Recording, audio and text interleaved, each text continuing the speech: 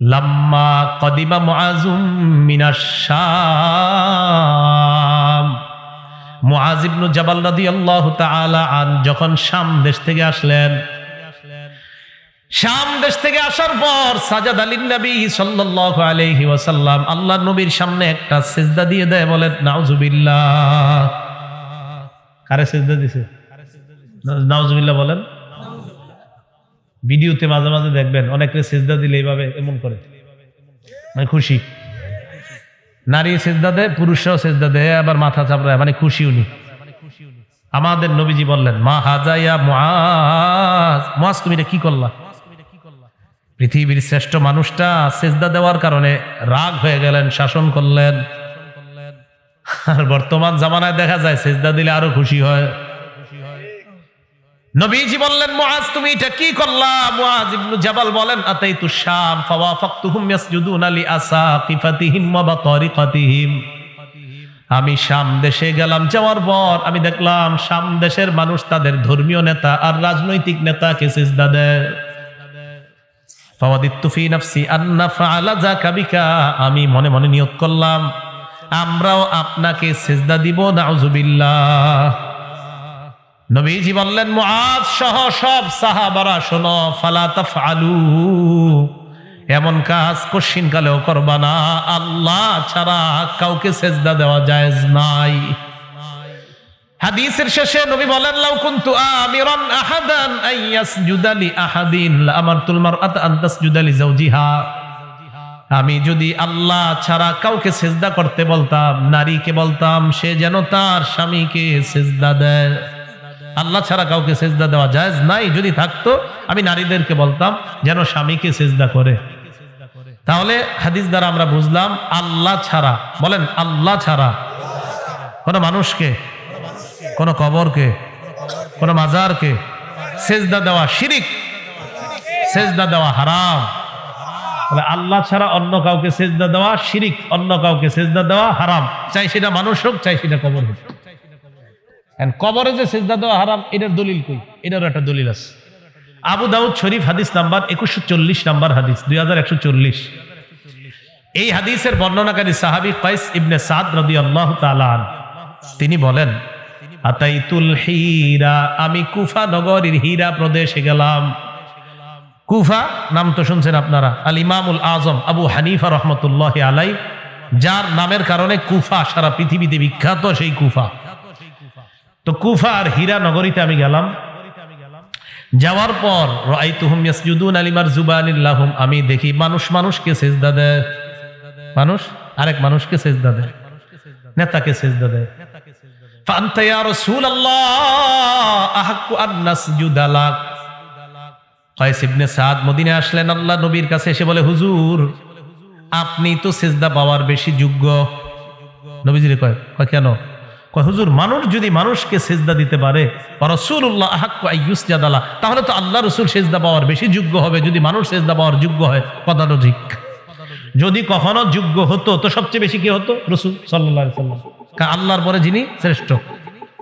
তো নবীজি কয় এখন তুমি কি বলতে চাও? সাহাবী কাইস ইবনে সাদকে, হুজুর তা আমরাও আপনাকে সিজদা দিব, আপনি তো সবচেয়ে দামি সম্মানিত, তারা যদি তাদের নেতাকে সিজদা দেয় আমরা কেন আপনাকে দিব না? নবীজি যে কথাটা বললেন আর আইতা লাউ মাররতা বিকবরি, এই শোনো তোমার কি মনে হয় তুমি যদি আমার কবরের পাশ দিয়ে যাইতে? নবীজি কি কবরে না দুনিয়াতে? এই কথা যখন বলতেছিলেন উনি কি কবরে ছিলেন না দুনিয়াতে? নবীজি বললেন আর আইতা লাউ মাররতা বিকবরি, তোমার কি মনে হয় তুমি যদি আমার কবরের পাশ দিয়ে যাইতে আকুনতা তাসজুদু লা, তুমি কি সিজদা করতা কবরকে? তো কাইস ইবনে সাদ বলেন জি না হুজুর, সিজদা করতাম না। আল্লাহ নবী বলেন আমার কবরকে যেমন সিজদা করা হারাম, আমাকেও সিজদা করা হারাম। হাদিসের মাধ্যমে বুঝতে পারলাম আল্লাহর পরে যিনি শ্রেষ্ঠ, শ্রেষ্ঠ মানুষটাকে সিজদা করা হারাম, শ্রেষ্ঠ কবরকেও সিজদা করা হারাম। অতএব অন্য কোনো পীর ফকির বুজুর্গ অথবা কোনো মানুষ, মুহাদ্দিস চাই শাইখুল হাদিস, ছোট হোক বড় হোক অথবা যেই কোনো মানুষ হোক, ওই মানুষটা এবং মানুষের কবর মাজারকে সিজদা দেওয়া হারাম। সিজদা দেওয়া হারাম। তাহলে আল্লাহর ওলি কিন্তু ভালো মানুষ, ওনার কবর এটা যদি কেউ সিজদা দেয় এটা শিরিক, এটা হারাম। আল্লাহ আমাদেরকে বুঝার তৌফিক দান করেন। মুআয ইবনে জাবালের নবী কয় উপদেশ দিছে? 10। 1 নাম্বার, জ্বালিয়ে দিলে পুড়িয়ে দিলেও কি করবা না? শিরিক করবা না। আল্লাহ আমাদেরকে শিরিক থেকে বাঁচার তৌফিক দান করেন। তাহলে আবার প্রথম কথায় আসেন, বলেন তো গজব আসে কাদের গুনাহের কারণে? বলেন আমাদের, বলেন গুনাহ, হ্যাঁ নিজেদের, এবার বলেন গজব আসে কাদের গুনাহের কারণে? আমরা সবচেয়ে ভয়ঙ্কর বড় যেই অপরাধটা মানুষের হয় সেটা কি? শিরিক। বলেন সেটা কি? শিরিক। 60টা অপরাধ আছে যেই অপরাধগুলা আমাদের দুনিয়া আখেরাত বরবাদ করে দেয়। কয়টা অপরাধ? 7টা। সহিহ বুখারী 2766 নাম্বার হাদিস, 2766। ক্বালা রাসূলুল্লাহ সাল্লাল্লাহু আলাইহি ওয়াসাল্লাম, নবীজি বলেন, ইজতানিবুস সাবআল মুবিকাত, 7টি ধ্বংসকারী অপরাধ থেকে তোমরা বাঁচো। কয়টি অপরাধ? কি করে অপরাধগুলা ধ্বংস করে? কয়টি ধ্বংসকারী অপরাধ? 7টি। সাহাবারা বললেন, মা হুন্না ইয়া রাসূলুল্লাহ, হুজুর এই 7টা অপরাধ কি? তাহলে 7টা খুব সুন্দর করে মুখস্থ করেন। 1 নাম্বার আশ-শিরকু বিল্লাহ, আল্লাহর সাথে শিরিক করা। 2 নাম্বার আস-সিহরু, জাদু করা। কি করা? একটা মেয়েরে বিয়ে করতে পারেন না আপনি, এখন আপনি কি করবেন? আপনি এখন খুব একজন হয়ে গেছেন, মেয়েরে আমি তাকে পেলাম না, তো না পাওয়ার কারণে এখন তারে আপনি জাদু কইরা পুরা পরিবারটারে শেষ করে দিচ্ছেন, কুফরি কালাম কইরা ওই বিভিন্ন জায়গায় গিয়া টিয়া এই পরিবারটাকে নষ্ট। এইগুলা করেন না। একটা মেয়েকে বিয়ে করতে পারেন না, আল্লাহ আপনার তাকদিরে রাখে নাই। এখন আপনি এই মেয়েরে বিয়ে করতে পারেন নাই বলে তার জীবন, মেয়েটার আরেক জায়গায় বিয়ে হয়েছে, ওই স্বামীর বাড়ির জীবনগুলো আপনি নষ্ট করতে চাচ্ছেন কুফরি কালামের মাধ্যমে, জাদুর মাধ্যমে, ইত্যাদির মাধ্যমে। নবীজি বললেন as-sihru, এই জাদু, এটা তোমরা কখনো করবা না। তাহলে আপনি নিজেও ক্ষতিগ্রস্ত হচ্ছেন, আরেকটা পরিবারকে আপনি ধ্বংস করে দেওয়ার চেষ্টা করছেন। আল্লাহ আমাদেরকে হেফাজত করেন। আল্লামা বললে আমার একটু ভালো লাগে না, আর আমি আল্লামাও না। আল্লামা না বলার জন্য বিনীত অনুরোধ, আল্লামা না বলা। আর আপনি আল্লামা বললে যদি আল্লামা হয়ে যাই, তাহলে আমি নিজেই আমার আল্লামা বলবো। এই জন্য আমাকে আল্লামা না বলা। আল্লাহ আমাদের সকলকে ইসলামের বিধিবিধানগুলা সঠিকভাবে মানার, পালন করার তৌফিক দান করেন। যাই হোক, ওই ভাই এলান করেছেন, কিন্তু আপনারা যারা আমার নাম শুনছেন, আপনারা মনে রাখবেন, আমার নামে কখনো আল্লামা লিখবেন না, আল্লামা বলবেনও না। নাহমাদুহু ওয়া নুসাল্লি আলা রাসূলিহিল কারীম, আম্মা বাদ, ফাআউযু বিল্লাহি মিনাশ শাইতানির রাজীম। বিসমিল্লাহির রহমানির রহিম। ওয়ামা আসাবাকুম মিন মুসিবাতিন ফাবিমা কাসাবাত আইদিকুম ওয়া ইয়াফু আন কাসীর। وقال تعالى وسيق الذين اتقوا ربهم إلى الجنة زمرا حتى إذا جاءوها وفتحت أبوابها وقال لهم خزنتها سلام عليكم طبتم فادخلوها خالدين. اللهم صل على محمد وعلى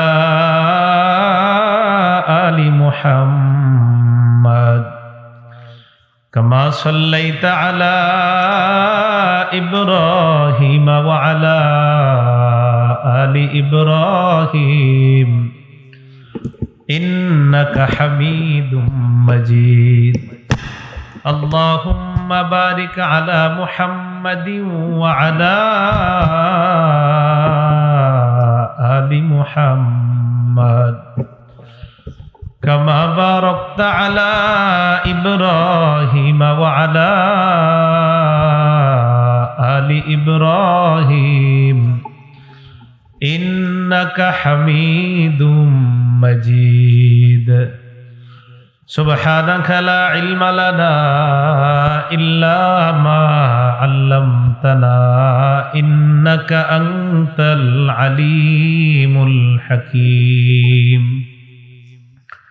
সাতপাই লেভেল ক্রসিং এলাকাবাসী সাতপাই নেত্রকোনার উদ্যোগে আয়োজিত ওয়াজ মাহফিলের সম্মানিত সভাপতি হযরত মাওলানা আজিজুর রহমান সাহেব, প্রাক্তন খতিব বড় মসজিদ নেত্রকোনা, সহ সভাপতি মাওলানা আবুল কাশেম সাহেব, মুহতামিম জামিয়া মিফতাহুল উলুম নেত্রকোনা, মাওলানা আসাদুর রহমান আখন, মোহতামিম জামিয়া রাহেলা পারভিন তাহজিবুল বানাত নেত্রকোনা। সম্মানিত আলোচক বৃন্দ এবং বিশেষ করে গুরুত্বপূর্ণ আলোচনা পেশ করেছেন মুফতি আব্দুল কাইয়ুম আল মাসউদ ঢাকা, এবং আপনাদের নেত্রকোনার সিংহপুরুষ হযরত মাওলানা আব্দুল কাইয়ুম সাহেব আলোচনা করেছেন মালনী নেত্রকোনা। আরো ওলামায়ে কেরাম আলোচনা পেশ করেছেন। উপস্থিত হযরত ওলামায়ে কেরাম, সামনে উপবিষ্ট মুসলমান ভাইয়েরা, বিভিন্ন বাসা বাড়িতে অবস্থানরতা মা বোনেরা, আল্লাহ পাক রব্বুল আলামিনের দরবারে শুকরিয়া আদায় করছি। আল্লাহ আমাদেরকে এই মাহফিলে উপস্থিত হওয়ার তৌফিক দান করেছেন, বলি আলহামদুলিল্লাহ।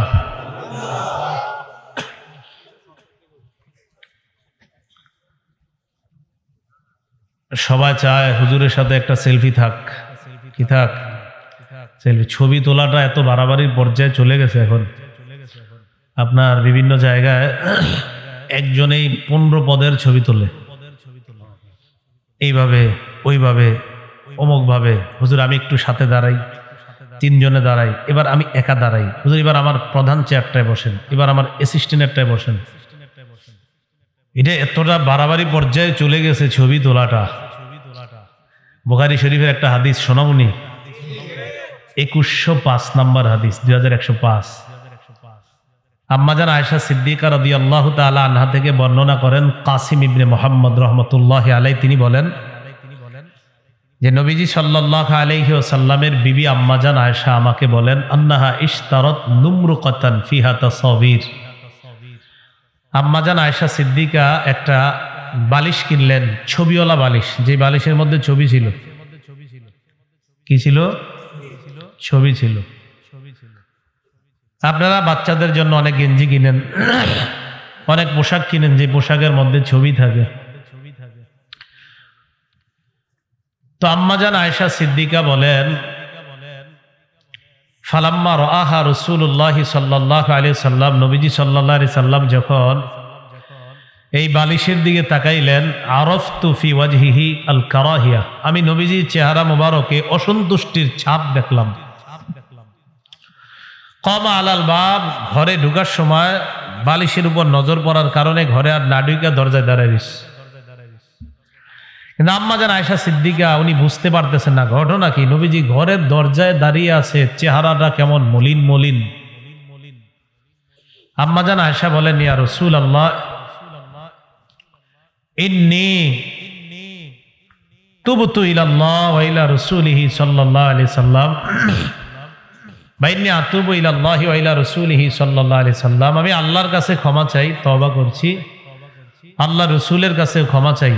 আজনাবতু মা আজনাবতু, আমি কি কোনো গুনাহ করেছি, কোনো অন্যায় হয়েছে আমার? হুজুর আপনার চেহারা মোবারকে অসন্তুষ্টির ছাপ কেন? আম্মাজান আয়েশা সিদ্দিকা বুঝতেছে না কেন অসন্তুষ্টির ছাপ। তখন নবীজি বললেন, মা বালু হাজিহিন নুমরুকা, এই বালিশের এই অবস্থাটা। আম্মাজান বুঝতে পারলেন কি কারণে নবীজি রাগ হয়েছেন। আম্মাজান বললেন, ইশতারাইতুহা লাকা, হুজুর বালিশটা আপনার জন্যই কিনছি। লিতাকুদা আলাইহা, এই বালিশে আপনি যাতে হেলান দিয়ে বসতে পারেন। ওয়া তাওয়াসসাদাহা, বালিশটা বালিশ বানিয়ে এটাকে আপনি মাঝে মাঝে বালিশ হিসাবে ব্যবহার করবেন, একটু ঘুমাইবেন এই জন্য। নবীজি বললেন, ইন্না আসহাবা হাদিহি সুয়ার, এই সমস্ত ছবি অঙ্কনকারী ছবিকারদেরকে ইউআযাবুনা ইয়াউমাল কিয়ামা, কিয়ামতের ময়দানে কঠিন শাস্তি দেওয়া হবে। কিয়ামতের ময়দানে কঠিন শাস্তি দেওয়া হবে এই সমস্ত ছবি অঙ্কন যারা করে। ওয়া ইন্নাল বাইতাল্লাযী ফীহি সুয়ার, যেই ঘরের মধ্যে এই জাতীয় ছবি আছে, লা তাদখুলুহুল মালায়েকা, ওই ঘরে ফেরেশতা প্রবেশ করে না। কে প্রবেশ করে না? ফেরেশতা প্রবেশ করে না। সহিহ বুখারীর 2225 নম্বর হাদিসের বর্ণনা। এই হাদিসের মধ্যে আসছে রাসূলুল্লাহ সাল্লাল্লাহু আলাইহি সাল্লাম বলেন, মান সাওয়ারা সূরাতান, অনর্থক অপ্রয়োজনীয় যদি কেউ ছবি তোলে, পাসপোর্ট আর আইডেন্টি কার্ড ছাড়া আর কি প্রয়োজন আছে ছবি তোলার বলেন? কেউ যদি অনর্থক কোনো ছবি তোলে, ফাইন্নাল্লাহা মুআযযিবুহু হাত্তা ইয়ানফুখা ফীহা রূহ, আল্লাহ তাকে ততক্ষণ শাস্তি দিবে যতক্ষণ সে এই ছবি যে বানাইলো এটাতে যতক্ষণ সে রূহ না দিবে ততক্ষণ আল্লাহ তারে শাস্তি দিবে। ওয়ালাইসা বিনাফিকিন, সে কখনোই রূহ দিতে পারবে না। রূহ দিতে পারবে? পারবে না। মুসলিম শরীফের 2110 নম্বর হাদিসের মধ্যে আসছে, নবীজি সাল্লাল্লাহু আলাইহি সাল্লাম বলেন, মান সাওয়ারা সূরাতান কুল্লিফা ইয়াউমাল কিয়ামা আইয়ানফুগা ফিহা ওয়ালাইসা বিনাফিকিন, যে ব্যক্তি ছবি অঙ্কন করে তাকে কিয়ামতের ময়দানে বাধ্য করা হবে এই ছবিতে আকৃতি দেওয়ার জন্য, এই ছবির মধ্যে রূহ দেওয়ার জন্য তাকে বাধ্য করা হবে, দাও রূহ। ওয়ালাইসা বিনাফিকিন, সে রূহ দিতে পারবে না। মুসলিম শরীফের 2110 নম্বর হাদিসের মধ্যে আরেকটি অংশ আসছে, এক ব্যক্তি আব্দুল্লাহ ইবনে আব্বাস রাদিয়াল্লাহু তাআলা আনহুমার কাছে আসছে। আসার পরে বললেন, ইন্নী রাজুলুন উসাব্বিরু হাদিহি সুওয়ার, আমি এমন ব্যক্তি যে এই ছবি আমি বানাই। ঘরের মধ্যে ছবি টানায় রাখে না অনেকে, তো উনি বলতে আমি ছবি আঁকি, ছবি অঙ্কন করি। আফতিনি ফিহা, আপনি আমারে ফতুয়া দেন এই যে আমি এইগুলা কইরা খাই, এটা কি জায়েজ আছে? আব্দুল্লাহ ইবনে আব্বাস বললেন, উদনু মিন্নি, তুমি আমার কাছে আসো। ফাদানা মিনহু, তিনি কাছে আসলেন। ইবনে আব্বাস বললেন, উদনু, আরো কাছে আসো। আরো কাছে আসার পর ওয়াদআ ইয়াদাহু আলা রাসিহি, মাথার উপর হাত রাখলেন তার, রেখে বললেন, উনাব্বিউকা বিমা সামি'তু মির রাসূলিল্লাহি সাল্লাল্লাহু আলাইহি ওয়াসাল্লাম, আমি তোমাকে এমন কিছু এখন বলবো যে আমি আল্লাহ রাসূলের থেকে শুনেছি। সামি'তু রাসূলুল্লাহি সাল্লাল্লাহু আলাইহি ওয়াসাল্লাম, আমি রাসূলুল্লাহ সাল্লাল্লাহু আলাইহি ওয়াসাল্লামকে বলতে শুনেছি, যারা এইভাবে ছবি অঙ্কন করে আল্লাহ পাক রব্বুল আলামিন কিয়ামতের ময়দানে তাদেরকে বলবে, আহইউ মা খালাকতুম, তোমরা যা বানাইলা এটার আত্মা দাও, এটার রূহ দাও। আমিও বানাই, তুমিও বানাইলা, আমি তো আত্মা দেই, আমি তো মারি, আমি জিন্দা করি, তো তুমি এখন জিন্দা করো, তুমি যাদেরকে বানাইছো। সে এটা কখনোই পারবে না। সহিহ বুখারীর 5953 নম্বর হাদিসের বর্ণনা, আল্লাহ পাক রব্বুল আলামিনের থেকে নবীজি সাল্লাল্লাহু আলাইহি সাল্লাম হাদিসে কুদসি বলেন, ওয়ামান আযলামু মিম্মান যাহাবা ইয়াখলুকু কা খালকি, ওই ব্যক্তির চেয়ে বড় জালেম আর কে, যে আমার সৃষ্টির মতো সেও সৃষ্টি করতে চায়। তার চেয়ে বড় জালেম আর কে, যে আমার সৃষ্টির মতো সৃষ্টি করতে চায়। আল্লাহ বলেন, কারো যদি এতই মন চায় সৃষ্টি করতে, ফাল্যাখলুকু হাব্বা, সেজন্য একটা গমের বিচি সৃষ্টি করে, ওয়াল্যাখলুকু জাররাতান, সেজন্য একটা অণু বানায়, ওয়াল্যাখলুকু শাইরা, সেজন্য একটা জব বানায়। যদি একটুকুই বানায় দেখাক না, সে আবার মানুষ একটা বানায় এটার সে আকৃতি দিতে বলো, এটা তো কখনোই পারবে না। পারলে একটা দানা বানাইতে বলো। এটা সহিহ বুখারীর বর্ণনা, সহিহ বুখারীর 5950 নম্বর হাদিসের বর্ণনা। এই হাদিসের মধ্যে আসছে, রাসূলুল্লাহ সাল্লাল্লাহু আলাইহি সাল্লাম বলেন, আশাদ্দুন নাস আযাবা ইয়াউমাল কিয়ামাতিল্লাযীনা ইউযাহুনা বিখালকি, ওই ব্যক্তি কিয়ামতের ময়দানে সবচেয়ে বেশি শাস্তির সম্মুখীন হবে যে আমার সৃষ্টির মতো সৃষ্টি বানাইতে চায়। আল্লাহ বলেন। তাহলে তিরমিজি শরীফের একটা হাদিস শোনেন, এই যে ঘরের মধ্যে আপনারা ছবি টানায় রাখেন, ছেলে মারা গেছে এর ছবি আপনি ঘরে টানায় রাখছেন স্মৃতি হিসাবে। তিরমিজি শরীফের 1749 নম্বর হাদিসের বর্ণনা, নাহা রাসূলুল্লাহ আনিস সূরাতি ফিল বাইত, নবীজি ঘরে ছবি টানায় রাখতে নিষেধ করছে, স্পষ্ট হাদিস। ওয়ানাহা আইয়ুসনা, নবীজি এগুলা বানাইতেও নিষেধ করছেন। প্রথম অংশটা দেখেন, ছবি টানিয়ে রাখতে নবী নিষেধ করেছেন ঘরের মধ্যে।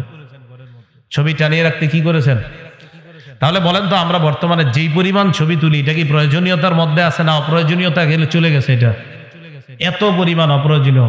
হুজুর আমার মিষ্টিটা একটা হাত দেন, তো দিলাম, ছবি তুলে। এবার একটু মিষ্টিটা মুখে দেন, দিলাম, একটা ছবি তুলে। হুজুর আমার ছেলেটার সাথে একটু দাঁড়াইলাম, ছবি তুলে। আমার প্রধান চেয়ারটা একটু বসেন, বসলাম, ছবি তুলে। একজনের ছবি লাগে কয়টা? তো ভাই, ছবিটা অপ্রয়োজনীয় সীমা অতিক্রম করে ফেলছে। এটা তো অপ্রয়োজনীয়, এখন একদম সীমা অতিক্রম হয়ে গেছে। আল্লাহ আমাদেরকে বুঝার তৌফিক দান করেন। একদিন সফরে গেলেন, কোথায় একদিনের জন্য কোথাও গেলেন, সেদিন আপনার ছবি তুললেন প্রায় 150-200টা একদিনে। এই জন্য কোনো বিষয় সীমা লঙ্ঘন না করা। আল্লাহ বুঝার তৌফিক দান করেন। আমি আপনাদের সামনে সূরা শুরার 30 নম্বর আয়াত পড়ছি। আয়াতে আল্লাহ বলেন, ওমা আসাবাকুম মিন মুসিবাতিন ফাবিমা কাসাবাত আইদিকুম ওয়া ইয়াফু আন কাসীর, তোমাদের উপরে যত বিপদ আসে সব তোমাদের নিজেদের হাতের কামাই, তোমাদের জীবনে যত বিপদ আসে সব কার হাতের কামাই? তোমাদের নিজেদের হাতের কামাই। সূরা আনকাবুতের 39-40 নম্বর আয়াতে আল্লাহ বলেন, ওয়া কারুনা ওয়া ফিরআউনা ওয়া হামান ওয়ালাকাদ জাআহুম মূসা বিল বাইয়িনাতি ফাস্তাকবারু ফিল আরদি ওয়া মা কানু সাবিকিন। কারুন, ফিরআউন, হামান তাদের কাছে মূসা আলাইহিস সালাতু ওয়াস সালাম স্পষ্ট প্রমাণ আদি নিয়ে গিয়েছে। এই প্রমাণ নিয়ে যাওয়ার পরেও ফাস্তাকবারু ফিল আরদ, তারা অহংকার করলো। ওয়া মা কানু সাবিকিন, আল্লাহ বলেন তারা আমার আযাব এড়াতে পারেনি। ফাকুল্লান আখাযনা বিযামবিহি, আমি আল্লাহ প্রত্যেককে তার গুনাহের কারণে পাকড়াও করলাম। ফামিনহুম মান আরসালনা আলাইহি হাসিবা, কাউকে আমি আল্লাহ পাথর বৃষ্টি দিয়ে ধ্বংস করে দিলাম। ওয়া মিনহুম মান আখাযাতহু সাইহা, কারো উপর ভয়ঙ্কর আওয়াজ এসে তাকে ধ্বংস করে দেয়। ওয়া মিনহুম মান খাসাফনা বিহিল আরদ, কাউকে আমি আল্লাহ জমিনে দাবিয়ে ধ্বংস করে দিলাম। ওয়া মিনহুম মান আগরাকনা, কাউকে আমি আল্লাহ পানিতে ডুবিয়ে ধ্বংস করলাম। পরে কি কয় দেখেন, ওয়া মা কানাল্লাহু লিয়াজলিমাহুম, আল্লাহ বলেন তাদেরকে যে আমি ধ্বংস করলাম, আল্লাহ তাদের উপর একটু জুলুম করেননি। ওয়ালাকিন কানু আনফুসাহুম ইয়াজলিমুন, তারা নিজেরাই নিজেদের উপর জুলুম করেছে। এই আয়াত দ্বারা বোঝা যায় আমাদের উপরে যখন কোনো গজব আসে, এই গজব দিয়ে আল্লাহ আমাদের উপর কোনো জুলুম করেননি, বরং আমরা অপরাধ করে আমরাই নিজেরা নিজেদের উপর জুলুম করি। সূরা আনআম 6 নম্বর আয়াতে আল্লাহ বলেন, আলাম ইয়ারাউ কাম আহলাকনা মিন ক্বাবলিহিম মিন কারনিম মাক্কান্নাহুম ফিল আরদি মা লাম নুমাক্কিন লাকুম ওয়া আরসালনাস সামাআ আলাইহিম মিদরারা। তারা কি দেখেনি তাদের পূর্বে কত জাতিকে আমি আল্লাহ ধ্বংস করলাম? আমি তাদেরকে মুষলধারে বৃষ্টি দিয়ে দিয়েছিলাম, এই বৃষ্টি দিয়ে নদী নালা বানিয়ে দিয়েছি আমি আল্লাহ। এত নেয়ামত দান করার পরেও ফাআহলাকনাহুম বিজুনুবিহিম, তাদের গুনাহের কারণে আমি আল্লাহ তাদেরকে ধ্বংস করে দিলাম। এই আয়াত দ্বারা বোঝা যায় গুনাহের কারণে ধ্বংস করেন আল্লাহ পাক রব্বুল আলামিন। সুম্মা আনশানা মিন বাদিহিম কারনান আখারিন, তাদেরকে ধ্বংস করার পর আমি আল্লাহ নতুন আরেকটা জাতি সৃষ্টি করলাম।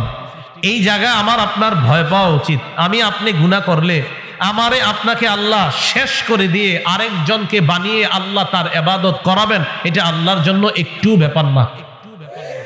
তাহলে আমরা যদি গুনাহ করি লস্কার, বলেন লস্কার, আমরা ভালো করলে লাভকার নিজেদের।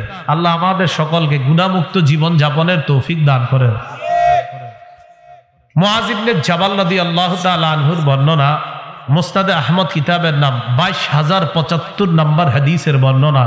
তিনি বলেন, আওসানি রাসূলুল্লাহ সাল্লাল্লাহু আলাইহি ওয়াসাল্লাম বিআশরি কালিমাত, আল্লাহ নবী আমাকে 10টা বিষয়ে উপদেশ দিয়েছেন। বলেন কয়টা? মুখস্থ করতে হবে কিন্তু। 1 নাম্বার, লা তুশরিক বিল্লাহি শাইআ ওয়া ইন কুতিলতা ওয়া হুররিকতা, তোমাকে যদি জ্বালিয়ে দেওয়া হয়, তোমাকে যদি পুড়িয়ে ফেলা হয়, এরপরেও তুমি আল্লাহর সাথে শিরিক করবা না। তোমাকে যদি জ্বালিয়ে দেওয়া হয়, তোমাকে যদি হত্যা করা হয়, তুমি আল্লাহর সাথে শিরক করবা না, অংশীদারিত্ব সাব্যস্ত করবা না। 1 নাম্বার। 2 নাম্বার, ওয়ালা তাউক্কান্না ওয়ালিদাইকা ওয়া ইন আমারাকা আন তাখরুজা মিন মালিকা ওয়া আহলিকা, তোমার মা বাবা যদি তোমাকে সম্পদ এবং পরিবার ছেড়ে যেতে বলে, তুমি তোমার মা বাবার নাফরমানি করবা না। তুই বাড়ি ছেড়ে চলে যা, তুই সম্পদ ছেড়ে চলে যা, তোমার মা বাবা যদি তোমাকে এমন বলে, নবীজি বলেন মা বাবার নাফরমানি করবা না। 3 নাম্বার, ওয়ালা তাতরুকান্না সালাতান মাকতুবাতান মুতাআম্মিদা, আমার সাথে সবাই বলেন, বলেন ইচ্ছাকৃতভাবে 1 ওয়াক্ত ফরজ নামাজ ছেড়ে দিবে না। ফজর না ফরজ? ফজর তো ছাড়েনি, তাহলে ফজর না ফরজ? ফজর কি ফরজ না? ফজর ফরজ না? জোহর, আসর, মাগরিব, এশা, নবীজি বলেন ইচ্ছাকৃতভাবে 1 ওয়াক্ত ফরজ নামাজ ছেড়ে দিও না। এটা আমাদের সবক। বলেন ইচ্ছাকৃতভাবে 1 ওয়াক্ত ফরজ নামাজ ছেড়ে দিবে না। এবার নবীজি কি বলে দেখেন, ফাইন্নামান তারাকা সালাতান মাকতুবাতান মুতাআম্মিদা, ইচ্ছাকৃতভাবে যদি এক ওয়াক্ত ফরজ নামাজকে ছেড়ে দেয়, ফাকাদ বারিআত মিনহু জিম্মাতুল্লাহ, ওই ব্যক্তির থেকে আল্লাহর দায়িত্ব উঠে যায়। তোর যা মন চায় তুই তা কর, আমি আল্লাহ তোর দায়িত্ব নিব না। এক ওয়াক্ত ফরজ নামাজ ইচ্ছাকৃতভাবে ছেড়লে আল্লাহ এত রাগ হয় তার উপর, যা তোর যা মন চায় কর। এই হলো 3 নাম্বার। 4 নাম্বার, ওয়ালা তাশরাবান্না খামরা, মদ পান করবা না, ফাইন্নাহু রাসু কুল্লি ফাহিশা, মদ সমস্ত অশ্লীলতার মূল। 5 নাম্বার, ওয়া ইয়্যাকা ওয়াল মাসিয়া, আল্লাহ নাফরমানি করা থেকে বাঁচো, ফাইন্না বিল মাসিয়াতি হাল্লা সাখাতুল্লাহ, আল্লাহর নাফরমানির কারণে আল্লাহর গজব আসে। 12টার পর মা বাবার অজান্তে দরজা লাগিয়ে আপনি নাফরমানি করতেছেন, আপনার আব্বা আম্মা জানে আপনি তাহাজ্জুদ গুজার। কি গুজার? মা বাবা দেখে গজব আসে খালি করে, ঘটনা কি এত গজব আসে কেন? আর জানে আপনিও ভালো মানুষ, কিন্তু আপনি যে কি করেন রাতে তো জানে না, এই কারণে গজব আসতেছে, মা বাবা জানে না। 5। 6 নাম্বার, ওয়া ইয়্যাকা ওয়াল ফিরার মিনাজ জাহফি, জিহাদের ময়দান থেকে পলায়ন করবা না, ওয়া ইন হালাকান নাস, সব মানুষ যদিও মারা যায়। 7 নাম্বার, ওয়া ইযা আসাবান নাস মুতান ওয়া আনতা ফীহিম ফাসবুত, কোন এলাকায় যদি মহামারী দেখা দেয় ওই এলাকায় থাকবা, মহামারীর ভয়ে অন্য এলাকায় যাবে না। কোন এলাকায় মহামারী দেখা দিলে সেখানে থাকবেন। বুখারীর বর্ণনা, মহামারী কবলিত এলাকায় আপনি যদি থাকেন বাহিরে যাবেন না, বাহিরের কেউ মহামারী কবলিত এলাকায় ঢুকবেন না। করোনার সময় বিজ্ঞান যারা গবেষক তারা গবেষণা করে জানিয়ে দিল লকডাউনের কথা, সবাই এটা পালন করলো যে এক এলাকার মানুষ যেন অন্য এলাকায় না যায়, এবং তারা এটার ক্রেডিট নিল, কৃতিত্ব নিল যে লকডাউনের কারণে আমরা এই আইন করেছি। বিশ্বের যারা যারা এই আইনগুলো করেছে তারা খুব আপনার গর্বিত যে এই আইনের কারণে মানুষকে নিয়ন্ত্রণ করা গিয়েছে। তারা তো জানে না মুসলমানদের নবী 1500 বছর আগে এই আইন বলে গিয়েছে। নবীজি কি বলছে? মহামারী কবলিত এলাকায় বাইরে যাবা না, বাইরে কেউ ভিতরে ঢুকবা না, তো এটাই তো লকডাউন। তাহলে আমাদের নবী তো 1500 বছর আগে আমাদেরকে বলে গিয়েছে। এখন আপনার বর্তমান বড় বড় যারা সায়েন্টিস্ট ডাক্তাররা নিয়ম করছে, তো আমরা বলছি আহ কত উত্তম নিয়ম, কিন্তু মুসলমান এটা আমার আপনার গর্বের কথা যে এই নিয়ম আমাদের নবী 1500 বছর আগে বলে গেছে। 8, 9, 10 নাম্বার অভিভাবকরা মন দিয়ে শোনেন। 8 নাম্বার, ওয়া আনফিক আলা ইয়ালিকা মিন তাওলিকা, সামর্থ্য অনুযায়ী পরিবারের উপর খরচ করো। 9 নাম্বার, ওয়ালা তারফা আনহুম আসাকা আদাবা, পরিবারের উপর থেকে শাসনের লাঠি উঠায় নিবা না। আপনার বিবি যেন আপনার ব্যাপারে এই ভয় রাখে যে আমার স্বামীকে আমি যা বলি হালাল সব চাহিদা পূরণ করার জন্য আমার স্বামী চেষ্টা করে, সুখে সালমারি খাট স্বর্ণ রূপা যা চাই দেওয়ার চেষ্টা করে, কিন্তু আল্লাহর নাফরমানি করলে আমার স্বামী আমাকে একটু ছাড় দিবে না। আপনার ব্যাপারে বিবির এই ভয় থাকতে হবে, এটা শাসনের লাঠি। আপনার ছেলে মেয়ে এই কথা যেন বলে আমাদের বাবা পৃথিবীর সবচেয়ে ভালো বাবা, বাবা আমাদের সব কিছু আমাদেরকে খুব সুন্দরভাবে আমাদের চাহিদাগুলো পূরণ করে, কিন্তু ফজরের নামাজের সময় কাঁথা লেপের নিচে ঘুমিয়ে থাকবো আর বাবা আমাদেরকে খুব আদর করবে। আমাদের বাবা এমন বাবা না, উনি তখন ওনার চেয়ে কঠিন বাবা আর কেউ হয় না, এটা শাসনের লাঠি। ওয়ালা তারফা আনহুম আসাকা আদাবা, শাসনের লাঠি, আদব শিক্ষার লাঠি পরিবারের উপর থেকে উঠায় নিবা না, এটা অভিভাবকদেরকে রাসূল বলছেন সাল্লাল্লাহু আলাইহি সাল্লাম। 10 নাম্বার, ওয়া আখিফুম ফিল্লাহি আযজা ওয়া জাল, পরিবারকে সদা সর্বদা আল্লাহর ভয় দেখাও। তাহলে 1 নাম্বার, শিরিক করবা না, তোমাকে যদি জ্বালিয়ে দেওয়া হয় পুড়িয়ে দেওয়া হয়। 2 জন সাহাবীর নাম আপনারা মুখস্থ করেন। একজনের নাম মুআজ, বলেন কি নাম? আরেকজনের নাম কায়েস। কি নাম? কায়েস। এই মুআজ রাদিয়াল্লাহু তাআলা শাম দেশে গেছে, বর্তমান এটাকে সিরিয়া বলা হয়। ইবনে মাজাহ কিতাবের নাম 1853 নম্বর হাদিস। এই হাদিসের বর্ণনাকারী সাহাবীর নাম আব্দুল্লাহ ইবনে আবি আওফা। তিনি বলেন, লাম্মা কদিমা মুআজুম মিনাশ শাম, মুআজ ইবনে জাবাল রাদিয়াল্লাহু তাআলা আন যখন শাম দেশ থেকে আসলেন, শাম দেশ থেকে আসার পর সাজাদ আলিন নবী সাল্লাল্লাহু আলাইহি ওয়াসাল্লাম আল্লাহর নবীর সামনে একটা সিজদা দিয়ে দেয়, বলেন নাউজুবিল্লাহ। কারে সিজদা দিছে? নাউজুবিল্লাহ বলেন। ভিডিওতে মাঝে মাঝে দেখবেন অনেকে সিজদা দিলে এইভাবে এমন করে, মানে খুশি। নারী সিজদা দেয়, পুরুষরাও সিজদা দেয়, আবার মাথা চাপড়ায়, মানে খুশি উনি। আমাদের নবীজি বললেন, মা হাজাইয়া মুআজ, মুআজ তুমি এটা কি করলা? পৃথিবীর শ্রেষ্ঠ মানুষটা সিজদা দেওয়ার কারণে রাগ হয়ে গেলেন, শাসন করলেন। আর বর্তমান জামানায় দেখা যায় সিজদা দিলে আরো খুশি হয়। নবীজি বললেন, মুআজ তুমি এটা কি করলা? মুআজ ইবনে জাবাল বলেন, আতাইতু শাম ফাওয়াফাকতুহুম ইয়াসজুদুনা লিআসাকিফাতিহিম ওয়া বাতারিকাতিহিম। আমি শাম দেশে গেলাম, যাওয়ার পর আমি দেখলাম শাম দেশের মানুষ তাদের ধর্মীয় নেতা আর রাজনৈতিক নেতাকে সিজদা দেয়। ফাওয়াদিতু ফি নাফসি আন্না ফাআলা যাকা বিকা, আমি মনে মনে নিয়ত করলাম আমরাও আপনাকে সিজদা দিব, নাউজুবিল্লাহ। নবীজি বললেন, মুআজ সহ সব সাহাবারা শোনো, ফালা তাফআলু, এমন কাজ কশিন কালেও করবা না, আল্লাহ ছাড়া কাউকে সিজদা দেওয়া জায়েজ নাই। হাদিসের শেষে নবী বলেন, লাউ কুনতু আমিরান আহাদান আইয়াসজুদা লি আহাদিন লাআমারতুল মারআতা আন তাসজুদা লি যাওজিহা, আমি যদি আল্লাহ ছাড়া কাউকে সিজদা করতে বলতাম, নারীকে বলতাম সে যেন তার স্বামীকে সিজদা দেয়। আল্লাহ ছাড়া কাউকে সিজদা দেওয়া জায়েজ নাই, যদি থাকতো আমি নারীদেরকে বলতাম যেন স্বামীকে সিজদা করে।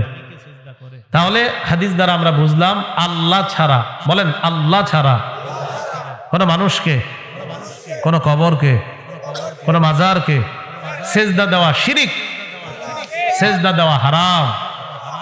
আল্লাহ ছাড়া অন্য কাউকে সিজদা দেওয়া শিরিক, অন্য কাউকে সিজদা দেওয়া হারাম, চাই সেটা মানুষ হোক, চাই সেটা কবর হোক। কবরে যে সিজদা দেওয়া হারাম, এটার দলিল কই? এটারও একটা দলিল আছে।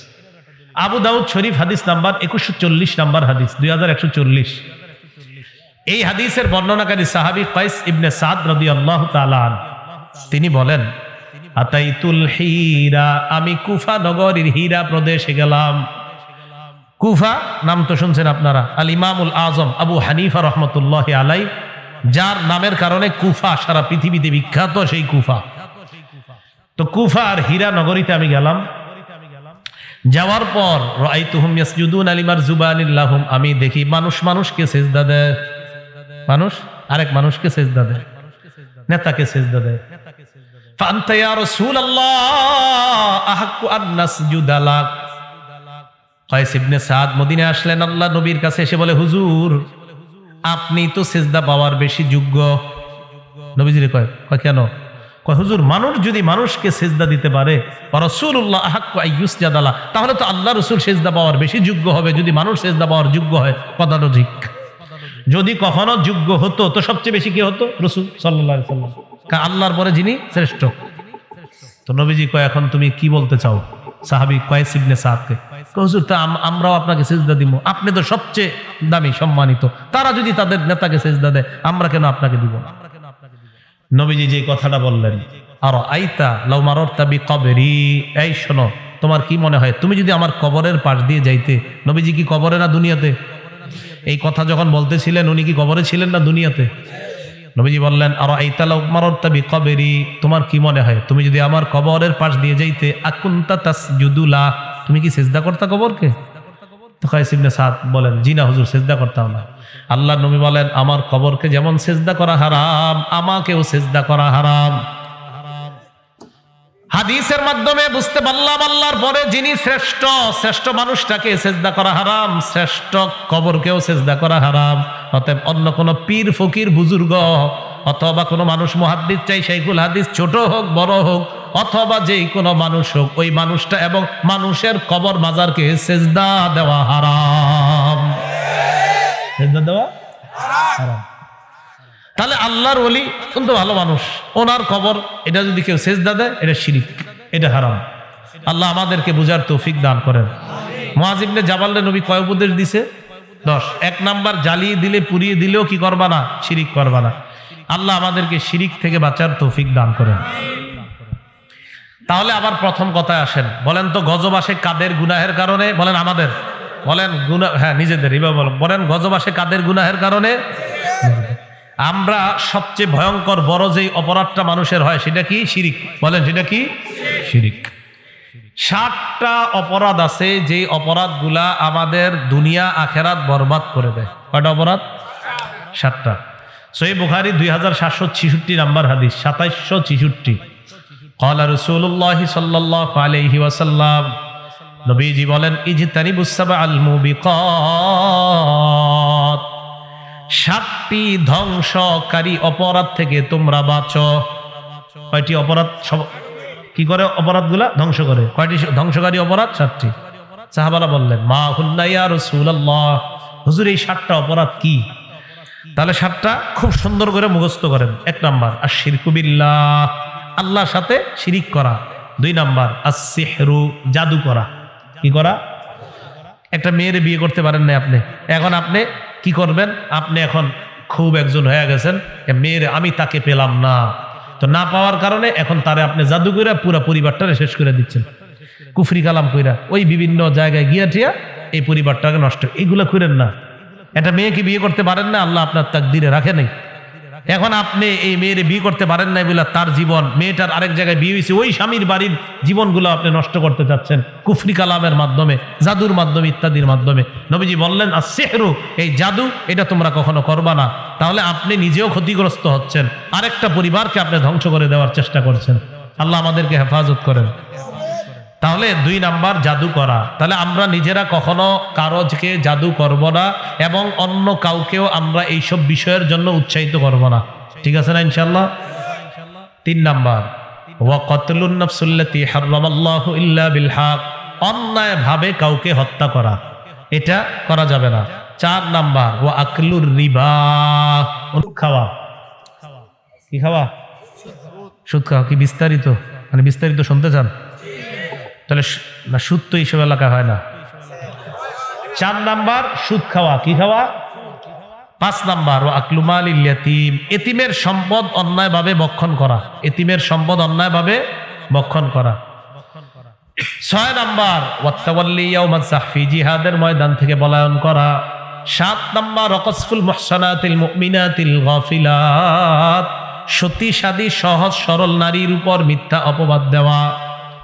একটা মেয়ে আসলেই ভালো আপনাদের এলাকার, জানেন, এই মেয়েটার বিয়ে ঠিক হয়েছে একটা ভালো জায়গায়, পাশের ঘরের গার্জিয়ান শুনছে ওর মেয়ের বিয়ে ঠিক হয়েছে অমুক জায়গায়, আসলে মেয়েটা ভালো। ওই পাশের ঘরের লোক কি করছে? মেয়ের বিয়ে ঠিক হয়েছে যেখানে, এদের সাথে যোগাযোগ করছে। শুনলাম আব্দুর রহমানের মেয়েরে নাকি আপনার ছেলের জন্য আনবেন। হ্যাঁ আনবো তো, মেয়েটা খুব ভালো মাশাআল্লাহ, এলাকার সবাই কয়। আপনার এলাকার সবাই কিছু খুব ভালো কয়। হ্যাঁ, সে যে কয়জনের সাথে মোবাইলে কথা বলছে আমি না জানি। আসলে অপরাধ নাই মেয়েটার, শুধুমাত্র ভালো একটা জায়গায় কেন বিয়ে ঠিক হয়েছে এই জন্য উনি বিয়েটা ভাঙার জন্য এগুলা বলছে। নবীজি বলেন কাসফুল মুহসানাতিল মুমিনাতিল গাফিলাত, একটা সতী সাদী সহজ সরল একটা মেয়ে, আসলেই পরহেজগার মেয়ে, এই মেয়ের উপর মিথ্যা অপবাদ দেওয়া, এটা ভয়ঙ্কর অপরাধ। এই 7 অপরাধের মধ্যে একটা অপরিচিত অপরাধের নাম সুদ খাওয়া। কি খাওয়া? এই যে একটা অপরাধ, এই অপরাধটা আমাদের মাঝে রন্ধ্রে রন্ধ্রে ছড়িয়ে পড়ছে। এখন আমাদের দেশ সহ সারা পৃথিবীর মধ্যে একটা আশঙ্কা করা হচ্ছে যে দুর্ভিক্ষ লাগতে পারে। কি লাগতে পারে? দুর্ভিক্ষ। দুর্ভিক্ষ দুনিয়াতে আসার প্রধান 2টি কারণ। বলেন প্রধান কয় কারণ? 1 নাম্বার সুদ খাওয়া, 2 নাম্বার ওজনে কম দেওয়া। দোনোটাই আমাদের দেশের মধ্যে একদম কম। সুদ খাওয়া আর হলো ওজনে কম দেওয়া, এই 2 প্রধান কারণে কোন দেশে দুর্ভিক্ষ আসে। বলেন তো 1 নাম্বার কি খাওয়া? সুদ খাওয়া। 2 নাম্বার ওজনে কম দেওয়া। সুদের ব্যাপারটা পরে বলছি। ওজনে কম দেওয়ার বর্ণনাটা পাওয়া যাবে ইবনে মাজার 4019 নাম্বার হাদিস। ওই হাদিসের মধ্যে রাসূল আকরাম সাল্লাল্লাহু আলাইহি সাল্লাম বলেন, ওয়ালাম ইয়ানকুসুল মিকিয়ালা ওয়াল মিজানা ইল্লা উখিযু বিসসিনিনা ওয়া শিদ্দাতিল মাউনা, যেই দেশের মানুষ ওজনে কম দিবে ওই দেশকে আল্লাহ দুর্ভিক্ষ দ্বারা পাকড়াও করবেন, আর ওই দেশের মানুষ অর্থনৈতিক অভাব অনটনের মধ্যে পড়বে। এখন আসেন, সুদ খাওয়া এটা আমাদের মাঝে কেমন যেন এখন পানিবাদ, মানে কোনো ব্যাপারই না। সুদের ব্যাপারে আমরা 13টা কথা মনে রাখবো। বলেন কয়টা? 1 নাম্বার, যারা সুদ খায় আল্লাহ আর তার রাসূলের পক্ষ থেকে তাদের জন্য যুদ্ধের ঘোষণা। আল্লাহ বলেন সূরা বাকারা 278-279 নাম্বার আয়াত, ইয়া আইয়ুহাল্লাযীনা আমানুত্তাকুল্লাহা ওয়া যারু মা বাকিয়া মিনাদ রিবা ইন কুনতুম মুমিনিন। হে ঈমানদারগণ, তোমরা আল্লাহকে ভয় করো যদি তোমরা মুমিন হও সুদের কারবার ছেড়ে দাও। আপনার নাম কি? আপনার একজন, আপনার নাম কি? রাকিব। দেখেন এর নাম রাকিব, তো আমরা কথার কথায় বলি না এরকম, আপনি কি রাকিব? হ্যাঁ রাকিব। আপনি যদি সত্যি রাকিব হন তো আমার সাথে চলেন, কি বলি কিনা ভাই? আপনি কি রাকিব? হ্যাঁ রাকিব। আপনি সত্যি রাকিব হইলে আমার সাথে একটু ওখানে চলেন, কাজ আছে। আপনারা কি ইমানদার? সবাই বলেন। আল্লাহ বলতেছেন হে ইমানদারগণ, আমি দেখেন ডাকতেছি হে রাকিব ভাই, আপনি কি রাকিব? রাকিব হলে চলেন। আল্লাহ বলছেন হে ইমানদারগণ, আমরা কি? তোমরা কি মুমিন? যদি তোমরা মুমিন হও সুদের কারবার ছেড়ে দাও। হে ইমানদারগণ, আপনারা কি ইমানদার? সত্যি যদি ইমানদার হন আল্লাহ কয় সুদের কারবার ছেড়ে দাও। তাহলে ডাক দিলেন কি বলে? পরে বলতেছে তোমরা ইমানদার যদি হও সুদের কারবার ছাড়ো। রাকিব ভাই যদি রাকিব হন তো আমার সাথে চলেন। আল্লাহ বলছে ইমানদার যদি ইমানদার হও সুদের কারবার ছাড়ো। এবার আল্লাহ কি বলে দেখেন, ফাইল্লাম তাফআলু, যদি তোমরা সুদের কারবার ছেড়ে না দাও, ফাজানু বিহারবিম মিনাল্লাহি ওয়া রাসূলি, তাহলে আল্লাহ আর তার রাসূলের পক্ষ থেকে যুদ্ধের ঘোষণা নিয়ে নাও। তাহলে এক নাম্বার জানলাম সুদ খাওয়া মানে আল্লাহ আর তার নবীর পক্ষ থেকে যুদ্ধের ঘোষণা নেওয়া। দুই নাম্বার, যারা সুদ খায় তারা কিয়ামতের ময়দানে পাগল অবস্থায় উঠবে। কি অবস্থায় উঠবে? পাগল অবস্থায়। সূরা বাকারার 275 নম্বর আয়াতে আল্লাহ বলেন আল্লাযীনা ইয়াকুলুনার রিবা, যারা সুদ খায়, লা ইয়াকুমুনা ইল্লা কামা ইয়াকুমুল্লাযী ইয়াতাখাব্বাতুহুশ শাইতানু মিনাল মাস, কিয়ামতের ময়দানে তারা এমন অবস্থায় উঠবে যেন শয়তান স্পর্শ করে তাদেরকে পাগল বানিয়ে দেয়। যালিকা বিআন্নাহুম ক্বালু ইন্নামাল বাইউ মিসলুর রিবা, এটা এই কারণে তারা বলতো ব্যবসা সুদের মতো। বলেন ব্যবসা কি সুদের মতো? আল্লাহ বলেন আহাল্লাল্লাহুল বাই'a ওয়া হাররামার রিবা, আল্লাহ ব্যবসাকে হালাল করেছেন, সুদকে আল্লাহ হারাম করেছেন। তাহলে জোরে বলবেন ব্যবসা হালাল। বলেন ব্যবসা সুদ, ব্যবসা সুদ হারাম। তো যারা কয় ব্যবসা আর সুদ এক, আল্লাহর কোরআনের ভাষায় শয়তান এগুলোরে পাগল বানায় দিচ্ছে। তিন নাম্বার, যারা সুদ খায়, আমার দিকে তাকান, কিয়ামতের মাঠে এমন অবস্থা উঠবে, দিক তাকান, না তাকালে তো বুঝবেনই না। সুদখোরের গলায় মনে হবে কেউ চাপ দিয়ে এইভাবে ধরছে, আর ওর শ্বাসটা বের হবে হবে এমন ভয়ঙ্কর অবস্থায় কিয়ামতের মাঠে সুদখোর উঠবে। উমদাতুত তাফসীর কিতাবের নাম 1 নম্বর খণ্ড 330 নম্বর পৃষ্ঠা। আন আব্দুল্লাহ ইবনে আব্বাস রাদিয়াল্লাহু তাআলা আনহুমা ক্বাল, আব্দুল্লাহ ইবনে আব্বাস রাদিয়াল্লাহু তাআলা আনহুমার বর্ণনা, তিনি বলেন আকিলুর রিবা ইবাসু ইয়াউমাল কিয়ামাতি মাজনুনান ইউফনাক, সুদখোরকে কিয়ামতের ময়দানে এমন অবস্থায় উঠানো হবে দেখলে মনে হবে পাগল, আর মনে হবে তার শ্বাসরোধ করে হত্যা করা হচ্ছে, নাউজুবিল্লাহ। এগুলো 3 নাম্বার। 4 নাম্বার, এলাকার নাম কি? সাতপাই এলাকার যারা সুদ খায় তারা আল্লাহর আযাবকে এই এলাকার জন্য বৈধ করে নেয়। সবাই তো সুদ খায় না, তো যারা খায় না তাদের জন্য, ওই নিরপরাধ মানুষগুলার জন্য ওই সুদখোররা আযাব বৈধ করে নেয়। মানে নিরপরাধরাও তাদের কারণে আযাবের মধ্যে পড়বে। আত-তারগীব ওয়াত-তারহীব কিতাবের নাম 3 নম্বর খণ্ড 59 নম্বর পৃষ্ঠা। আর আব্দুল্লাহ ইবনে আব্বাস রাদিয়াল্লাহু তাআলা আনহুমা ক্বাল ক্বালা রাসূলুল্লাহ সাল্লাল্লাহু আলাইহি ওয়াসাল্লাম, আব্দুল্লাহ ইবনে আব্বাস রাদিয়াল্লাহু তাআলা আনহুম বর্ণনা, আল্লাহ নবী বলেন ইদা যাহারাজ জিনা ওয়ার রিবা ফি ক্বরিয়া, আমার সাথে বলেন, বলেন যে এলাকায় দুটি অপরাধ বেড়ে যায়। কয়টি অপরাধ? বলেন। 1 নাম্বার ব্যভিচার, 2 নাম্বার সুদের কারবার। তাহলে যে এলাকায় কয়টি অপরাধ বেড়ে যায়? 1 নাম্বার, 2 নাম্বার সুদের কারবার। কদ আহাল্লু বিআনফুসিহিম আযাবাল্লাহ, এই ব্যভিচারকারীর দল আর সুদখোরের দল আল্লাহর আযাবকে ওই এলাকার জন্য বৈধ করে নেয়। এখন একটু শুনেন, অনেকে সুদ খান না কিন্তু বাধাও দেন না কাউরে। আপনারা জন কই কিও চাচা ভালো আছেন? জি। কই যান? নামাজে যাই। শুনলাম আপনার পাশের বাড়ির লোকটা নাকি সুদ খায়। হ্যাঁ খানা হ্যাঁ খাক, আমার কি? না আপনি যে খান না আর বললেন হের খানা হে খাক, আপনার কি? না না, আপনি এটা বলতে পারবেন না, আপনি বাধা দিতে হবে। যদি না দেন মরণের আগে আপনিও গজবের অপেক্ষা থাকেন। ক্বালা রাসূলুল্লাহ সাল্লাল্লাহু আলাইহি ওয়াসাল্লাম, নবীজি বলেন, মা মিন রাজুলিন ইয়াকুনু ফি কওমিন ইউমালু ফীহিম বিল মাআসি ইয়াকদিরুনা আলা আন ইউগায়্যিরু ফালা ইউগায়্যিরু ইল্লা আসাবাহুমুল্লাহু বিআযাবিম মিন ক্বাবলি আন ইয়ামুতু। নবীজি বলেন, কোন এলাকার মধ্যে আপনি আছেন, ওই এলাকায় বিভিন্ন অপরাধ হয়, ওই অপরাধগুলো আপনি বাধা দিতে সক্ষমের পরেও বাধা দেন না। এখন বলতে পারেন, হুজুর বাধা কিভাবে দিব? প্রথমে হাত দিয়ে, যদি হাত দিয়ে না পারেন মুখ দিয়ে, অন্তত মুখ দিয়ে আপনি বলতে পারতেন, বাইরে সুদ খাইস না। পায়ে তো ধরতে পারতেন, ভাই সুদ খাইস না। কয়দিন বাধা দিয়েছেন?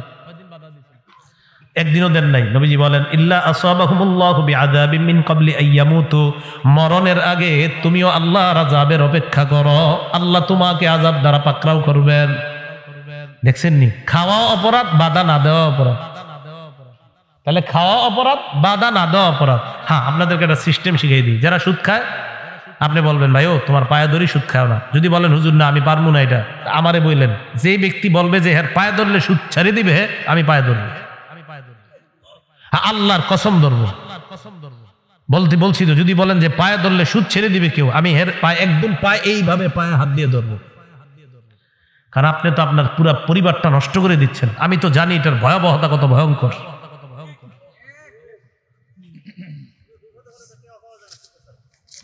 সমাজ ব্যবস্থা এমন হয়ে গেছে, এই জন্য সমাজ ব্যবস্থা ঠিক করতে হবে। মাশাআল্লাহ, আল্লাহ কবুল করেন।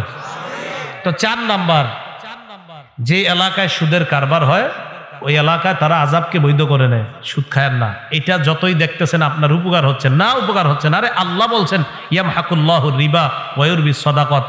আমার আগে হযরত যে আলোচনা করলেন, আমি আইতেই দেখছি উনি আয়াত পড়তেছে যে আল্লাহ সুদকে ধ্বংস করেন, সদকাকে আল্লাহ বাড়ায় দেন।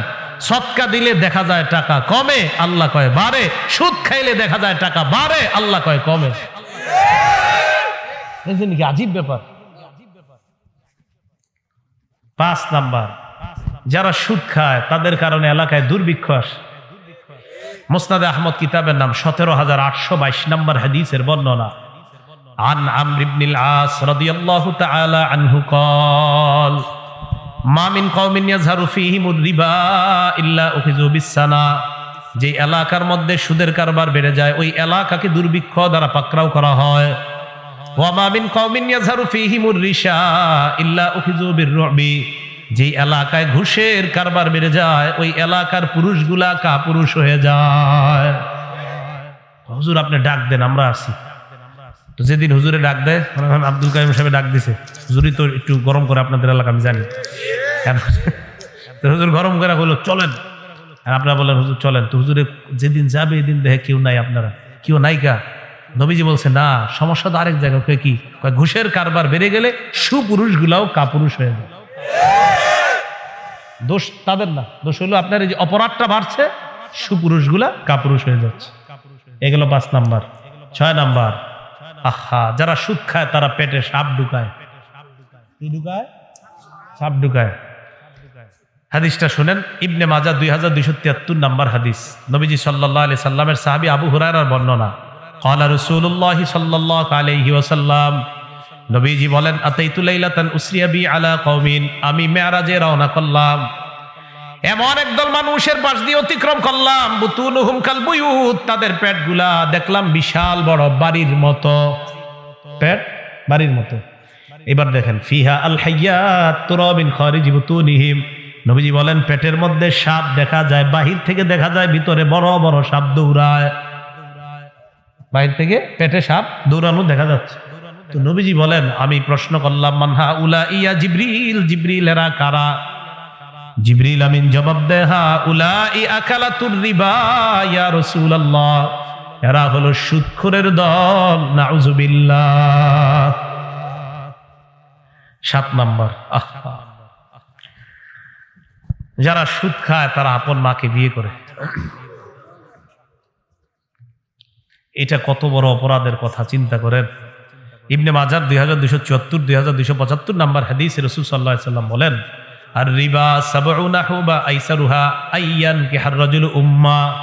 সুদের গুনাহের শাখা 70টা, সবচাইতে নিম্ন শাখা আপন মাকে বিয়ে করা, আপন মার সাথে ব্যভিচার করা। সবচেয়ে নিম্ন যদি এটা হয় তো বাকি 69টা কেমন আল্লাহ জানে, এটা সবচেয়ে নিম্ন। 8 নাম্বার সুদ খাওয়া, দুনিয়া ধ্বংস করা, আখেরাত ধ্বংস করা। এটা হলো ওই হাদিস বুখারীর, ওই যে 2766, 7টা অপরাধ দুনিয়া ধ্বংস করে, আখেরাত ধ্বংস করে, এর মধ্যে একটা সুদ খাওয়া। 9 নাম্বারটা বলার আগে আমি সবার জন্য দোয়া করি, আল্লাহ যেন সুদি লেনদেন অবস্থায় আপনাকে, আমাকে, আমাদের কাউকে, কোনো মুসলমানকে মরণ না দেয়। কেউ যদি অপরাধটার সাথে আপনারা থেকে থাকেন, আল্লাহ যেন আজকে ফিরিয়ে নিয়ে আসেন, মরণের আগে যেন আল্লাহ আপনাদেরকে ফিরিয়ে নিয়ে আসেন। এবার আমি হাদিসটা বলি, দেখেন, আপনি মারা গেলেন সুদি লেনদেন অবস্থায়, আল্লাহ না করেন, আল্লাহ না করেন, আল্লাহ না করেন, যদি সুদি লেনদেন অবস্থায় আপনি মারা যান, আপনার আমরা কবর দিয়ে আসলাম, কবর দেওয়ার পর আপনি একটা নদীর মধ্যে সাঁতার কাটতে থাকবেন, কিয়ামত পর্যন্ত শুধু সাঁতার কাটতেই থাকবেন, খালি কাটতেই থাকবেন, কিয়ামতের আগে নদীর কিনারায় আর যেতে পারবেন না। সহিহ বুখারীর 2085 নম্বর হাদিসের বর্ণনা, عن سمرة بن جندب رضي الله تعالى عنه قال قال رسول الله صلى الله عليه وسلم, নবীজি সাল্লাল্লাহু আলাইহি ওয়াসাল্লাম বলেন, রাআইতুল লাইলাতা রাজুলাইনি আতায়ান, রাতের বেলা আমি দেখলাম দুই ব্যক্তি আমার কাছে আসছে, আসার পর ফাখরাজানি ইলা আরদিন মুকদ্দাসা, একটা পবিত্র জমিনের কাছে নিয়ে যায়। ফানতালাকনা, তিনজন চলতে লাগলাম, হাত্তা আতাইনা আলা নাহরিম মিন দাম। আপনাদের নদী কি ব্রহ্মপুত্র এটা নাকি ময়মনসিংহ না ব্রহ্মপুত্র? আচ্ছা আচ্ছা, এই নদীর মধ্যে কি রক্ত না পানি? নবীজি বলেন, আমি ওই তিনজন, মানে আমরা তিনজন, ওই দুইজন আর আমি, আমরা তিনজন হঠাৎ একটা নদীর কাছে আসলাম, নদীর দিকে তাকায়া দেখলাম রক্ত আর রক্ত, পুরা নদী। এটা নদী মনে করেন, এইটা নদীর মাঝখানে নবীজি বলেন, ফিহি রাজুলুন কাইম, মাঝখানে এক ব্যক্তি দাঁড়িয়ে আছেন, ওয়ালা ওয়াসতিন নাহরি রাজুলুন বাইনা ইয়াদাইহি হিজারা, নদীর কিনারায় আরেকজন, তার সামনে অনেকগুলা পাথর, কিনারায় একজন, মাঝে একজন। আমি তাকিয়ে রইলাম, কি হয় দেখি, ফাআকবালা আর-রাজুলুল লাযী ফিন নাহরি, নদীর মাঝখানের লোকটা সাঁতার কাটা শুরু করছে, কিনারায় যাবে। ফারামার রাজুলু বিহাজারিন ফিহি, কিনারার লোকটা একটা পাথর ওই সাঁতারকারীর মুখ বরাবর মারে। রদ্দাহু হাইসু খান, লোকটা আবার আগের জায়গায় চলে যায়।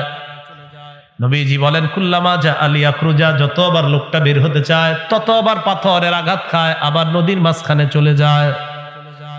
জিবরিল আমিন আমাকে বলে, ইয়া রাসূলুল্লাহ, আল্লাযী রাআইতাহু ফিন নাহরি আকিলুর রিবা, আপনি যাকে নদীর মাঝখানে দেখলেন এই লোকটা হলো সুদখোর, নাউযুবিল্লাহ। তাহলে এবার একবার কল্পনা আনেন, সুদি লেনদেন অবস্থায় আপনার আগামীকাল ফজরের পরে আপনি মারা গেলেন, তাহলে আগামীকাল এই মুহূর্তে আপনি পেটে সাপ আর ওই নদীতে আপনি সাঁতার কাটতেছেন। আল্লাহ না করেন, আল্লাহ না করেন, আল্লাহ এই মরণ কাউকে না দেন। 10 নাম্বার, যে সুদ খায়, যে সুদ দেয়, যে সুদের কারবার লেখে, যে সুদের সাক্ষী দেয়, এই 4 জনকে আল্লাহ রাসূল অভিশাপ দেয়। নাসাই শরীফের 5103 নম্বর হাদিসের বর্ণনা, عن علي بن أبي طالب رضي الله تعالى عنه أن رسول الله صلى الله عليه وسلم لعن آكل الربا وموكله وكاتبه وشاهده। আলী রাদিয়াল্লাহু তাআলা আনহু বলেন, আল্লাহর নবী সুদখোরকে অভিশাপ দেয়, সুদদাতাকে অভিশাপ দেয়, সুদের লেখককে অভিশাপ দেয়, সুদের সাক্ষী যারা দেয় তাদেরকে অভিশাপ দেয়। আল্লাহ এই 4 শ্রেণী থেকে আল্লাহ আমাদেরকে হেফাজত করেন। এইগুলো 10 নাম্বার। এখন কথা হলো, আপনারা এই জায়গায় যারা বাবাদের ছেলে আছেন তাদের প্রতি আমার একটা আবদার, বিভিন্ন জায়গা থেকে আমার যে বোনেরা শুনতেছেন ওই বোনদের প্রতি আমার একটা আবদার। প্রথমে বোন এবং ভাইদের প্রতি আবদার, আপনারা আপনার আব্বাকে বলবেন, যদি জানেন যে আপনার আব্বা এই কাজ করে, ছেলেরা আপনার আব্বাকে বলবেন, আব্বা আপনি 12 মাসে 12টা প্যান্ট শার্ট পাঞ্জাবি গেঞ্জি আমাকে দেওয়া দরকার নাই, আপনি হালাল টাকায় পারলে আব্বা আমার একটা দিয়েন, বছরে 2টা দিয়েন, হারাম টাকা একটাও লাগবে না আমার। মেয়ে যারা আছেন, আমার বোন যারা আছেন, আপনি আপনার আব্বাকে বলেন, আব্বা প্রতি সপ্তাহে সপ্তাহে আমার কসমেটিক্স লাগবে না আব্বা, আপনি হালাল টাকায় আমার যা পারেন তা দিয়েন, হারাম টাকা কিচ্ছু একটা সোনাও লাগবে না আমার। এটা আপনি আপনার বাবাকে বলেন। আমি আপনাদেরকে একটা হাদিস শোনাই, সহিহ তারগীবের 1730 নম্বর হাদিস। রসুল বলেছেন, লা ইয়াদখুলুল জান্নাতা জাসাদুন গুজিয়া বিল হারাম। ওই শরীরটাও জান্নাতে যাবে না যে শরীরটা হারামে লালিত পালিত হয়। এখন আপনি ছেলে আছেন, আপনারা মেয়ে আছেন, আপনি দেখেন একটা বাবা সাধারণত সুদের টাকাটা কখন হাত দেয়? এটা মেয়ের ভালো, ছেলের একটু সাধারণত আর কি, যে আমার ছেলেটার একটু উন্নতির জন্য, মেয়েটার উন্নতির জন্য, এই জন্যই তো। তো আপনার ছেলে মেয়ে যারা আছেন, আপনি আপনার আব্বাকে বলেন, আব্বা দরকার নেই। আমার মা বোন যারা শুনছেন, আমার মারা, আপনারা একটু আপনার স্বামীকে বলবেন যে স্বামী আমার হালাল টাকায় যা পারেন চাল ডাল আইনা দিয়েন, হারাম টাকায় একটা চারানা হারাম পয়সার খাদ্য আমার পেটে আপনি দিবেন না। তিরমিজি শরীফের 2989 নম্বর হাদিসের বর্ণনা, লম্বা হাদিস, শুধু শেষের অংশটা শোনাই। এক মুসাফির আল্লাহর কাছে দোয়া করতেছে, ইয়া রব্বি ইয়া রব্বি, ও রব দোয়া কবুল করেন, রব দোয়া কবুল করেন। নবীজি অন্য হাদিসে বলছে মুসাফির দোয়া করা মাত্রই কবুল হয়ে যায়, কিন্তু এই মুসাফিরের দোয়া কবুল হচ্ছে না। কোন মুসাফির? নবীজি কয় আশা আশা আকবার, সফর করতে করতে তার চুলগুলা এলোমেলো হয়ে গেছে, তাহলে সফর লম্বা। চেহারাটার মধ্যে ধুলি মলিন, শরীরেও ধুলা ময়লা, তাহলে লম্বা সফর। কিন্তু দোয়া করে, আল্লাহ এটা দেন ওটা দেন, দেন আল্লাহ। নবীজি কয় দিবে কিভাবে আল্লাহ বলো? ওয়ামাতআমুহু হারাম, তার খাদ্য হারাম। ওয়ামাশরাবুহু হারাম, তার পানি হারাম। ওয়ামালবাসুহু হারাম, তার পোশাক হারাম। ওয়াগুজিয়া বিল হারাম, তার উপার্জন হারাম। উপার্জন, নবীজি বলেন ফান্না ইস্তাজাবু লিযালিকা, বলো তোমরা দোয়াটা কবুল হবে কিভাবে?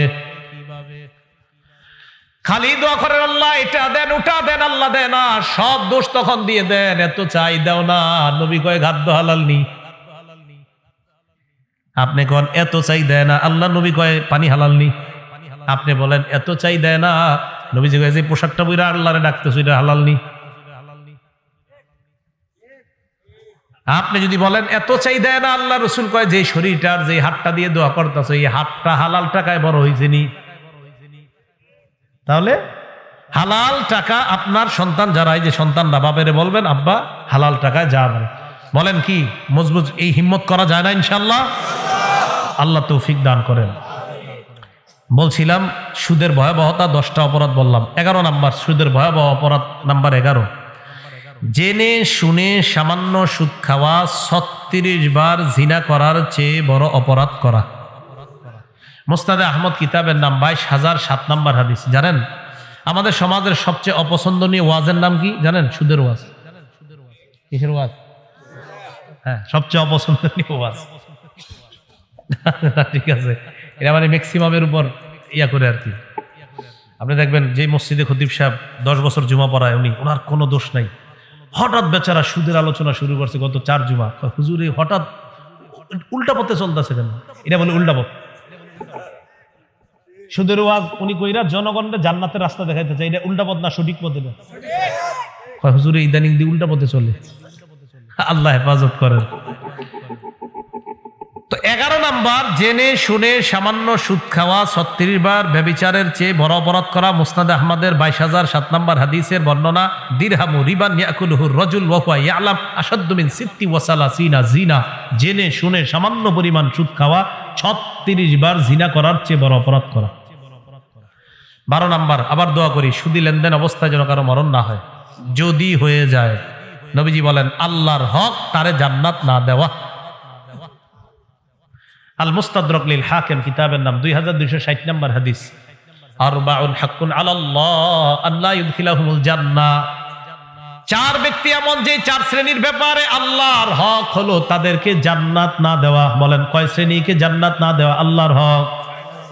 1 নাম্বার মুদমিনুল খামরি, যে মদ পান করা অবস্থায় মারা যায়, মানে মদ ডেলি টানতে টানতে মারা গেছে, তারে জান্নাত না দেওয়া আল্লাহর হক। 2 নাম্বার আকিলুর রিবা, সুদখোর সুদি লেনদেনে যদি মারা যায় তাকে জান্নাত না দেওয়া আল্লাহর হক। 3 নাম্বার আকিলু মালিল ইয়াতীম, এতিমের সম্পদ অন্যায়ভাবে ভক্ষণকারীকে জান্নাত না দেওয়া আল্লাহর হক। 4 নাম্বার আল আকুলি ওয়ালিদাই, পিতা মাতার নাফরমান সন্তান, তাকে জান্নাত না দেওয়া আল্লাহর হক। পিতা মাতার নাফরমান সন্তান। এই গেল 12 নাম্বার। 13 নাম্বার 13 নাম্বারটা সবাই শুনেন, যারা সুদ খান তারাও, যারা খান না তারাও, উলামায়ে কেরাম সহ সবাই শুনেন। আবু দাউদ শরীফের 3331 নাম্বার হাদিস, 3টা 3 পরে একটা 1, কত হয়? 3331 না, 3 3 3 1 কত হয়? 3331। তো অমনি কইলে যাতে একটু মনে থাকে আপনাদের, 3331 একটু সুন্দর লাগে না শুনতে, যাতে মনে থাকে। এটা কেন বললাম? আগামীকাল চা স্টলে বৈশাখ গিবত শেখায়ত না কইরা এই হাদিসটা একজন আরেকজনে শোনাইবেন। নবীজি সাল্লাল্লাহু আলাইহি সাল্লাম বলেন, লাতি আলান নাসি জামান লা ইয়াবকা আহাদুন ইল্লা আকালা রিবা। এমন একটা সময় আসবে যে সময় কেউ বাকি থাকবে না, সবাই মিছিল দিয়ে সুদ খাবে। এটা কি কইলেন নবীজি? ঠিক কেমনে? আমি কি সুদ খাইনি? তো নবীজি যে বললেন সবাই খাবে, নবীজি বললেন ওয়া ইল্লাম ইয়াকুলহু, নবীজি এর পরে বলেন যদিও সবাই ডাইরেক্ট না খায়, আসাবাহু মিন বুখারিহি, সুদের হাওয়া সবার গায়ে লাগবে, সুদের দুয়া সবার গায়ে লাগবে। আমি হুজুরে কইলাম, হুজুর আসরের নাম আপনার অনেক মহব্বত করি, আসরের পরে কইলাম চলেন একটা চা খাওয়াই আপনার। তো হুজুরে নিয়ে গেছি চা খাওয়াই। হুজুরের গুনাহ হবে না, কারণ উনি জানে না, ওনারে আমি সুদি টাকায় 5 টাকার চা খাওয়াই দিচ্ছি। এখন হুজুরের তো গুনাহ নাই, উনি তো জানে না উনি যে খাইছে, কিন্তু আমি সুদের ধোয়া পেটে ঢুকাই দিছি, সুদি টাকায় খাওয়াই দিলাম, ঢুকাই। এই জন্য খাবার খাইতে সাবধান, খাদ্য গ্রহণ করতে সাবধান। ফজরের নামাজ পড়ছেন, ইমাম সাহেবের পিছে মজা পাইছেন, জোহরেও মজা পাইছেন, আসরেও মজা, মাগরিবেও মজা পাইছেন, এশার নামাজ পড়ছেন, গত 4 ওয়াক্তের মতো মজা পান নাই। নামাজের পরে হুজুরের কাছে আসলেন, হুজুর গত 4 ওয়াক্ত নামাজ খুব ভালো লাগছে, এশার নামাজটা ভালো লাগে নাই কেন? হুজুরে কবে কেন ভালো লাগলো না? আচ্ছা আপনি মাগরিবের পরে কি কোথাও কিছু খাইছেন? তো আপনি বললেন, হুজুর হ্যাঁ আমার ওই যে দোস্ত আমারে নিয়ে গেছিল, একটা নান আর গিরিল খাওয়াইছে। ওহো, আপনার নাল গিরিল খাওয়াইছে? হুজুর বলছে যে হতে পারে, শিওর না, হতে পারে ওই নাল গিরিল যদিও আপনি খাইছেন, ভালো মনেই খাইছেন, সম্ভবত হারামের টাকায় আপনাকে খাওয়িয়ে দিয়েছে কিনা, ওই হারাম ঢুকার কারণে এশার নামাজে স্বাদ পান নাই, মজা পান নাই। তাহলে সুদ ডাইরেক্ট যদিও না খায়, সুদের ধোয়া যদি ভিতরে ঢুকে যায় তাও ঝামেলা আছে। এই জন্য খাবার গ্রহণ করতে খুব সতর্কতা, খুব সাবধান, খাবার গ্রহণ করতে খুব সাবধান। আল্লাহ ওয়ালারা ওনারা খাবার গ্রহণ করার পর বুঝে ফেলে, আল্লাহ ওয়ালারা খাবার গ্রহণ করার পর ওনারা যখন দেখে যে আগামী 7-8 দিন আবাদতে মজা পাবে না, তখন বুঝে ভয়ঙ্কর কিছু পেটে কেউ ঢুকে দিচ্ছে। হ্যাঁ, হারাম ভিতরে ঢুকলে এবাদতের মজা আস্তে আস্তে চলে যায়, কারণ হারাম ঢুকলে নূর বের হয়ে যায়। এই জন্য কাউরে আপনি অজান্তে হারাম ঢুকাইয়া দেন না কারো পেটে, এটাও ঠিক না। আল্লাহ বোঝার তৌফিক দান করেন। তাহলে আবার একটু মন দিয়ে শোনেন। 1 নাম্বার, আল্লাহ নবীর পক্ষ থেকে যুদ্ধের ঘোষণা, সূরা বাকারা 278 279। 2 নাম্বার, কিয়ামতের ময়দানে পাগল অবস্থায় ওঠা, সূরা বাকারা 275। 3 নাম্বার, গলায় শ্বাসরোধ করা অবস্থা আপনাকে উঠানো, ওমদাতুত তাফসীর 1 নাম্বার খণ্ড 330 নাম্বার পৃষ্ঠা।